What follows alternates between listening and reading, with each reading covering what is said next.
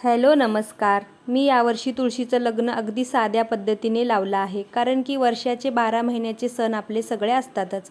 तर सगळेच सण महिलांना भेटतील हे पॉसिबल नसतं.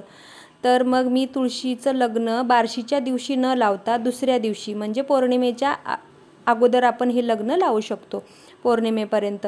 तर मी बार्शीच्या दुसऱ्या दिवशी हे तुळशीचं लग्न लावलं आहे आणि ग्रिलमधून बाहेर कुंडी काढली नाही, कारण की त्यात गोकर्णाच्या बिया पडून त्याची झाडं रुजली होती आणि ग्रिलला चिकटलेली ती झाडं तोडून काढून मग बाहेर काढण्यामध्ये अर्थ नाही, म्हणून मी ती कुंडी तिथेच ठेवली आणि छान पद्धतीने पूजा मांडणी, सगळी रांगोळी, दिवाबत्ती, आपलं ओटीचं सामान, आवळा, श्रीकृष्णाची मूर्ती, ऊस बीस, वस्त्रमाळ, हार बिल सगळं करून व्यवस्थित छान पद्धतीने तिथे पूजा मांडणी केली, जशी आपण बाहेर करतो. फक्त एवढंच की जागा कमी होती, पण तिथल्या तिथे सगळी पूजेची मांडणी करून अक्षता वगैरे करून आम्ही चौघांनी असं तुळशीचं लग्न छान पद्धतीने लावून घेतलं.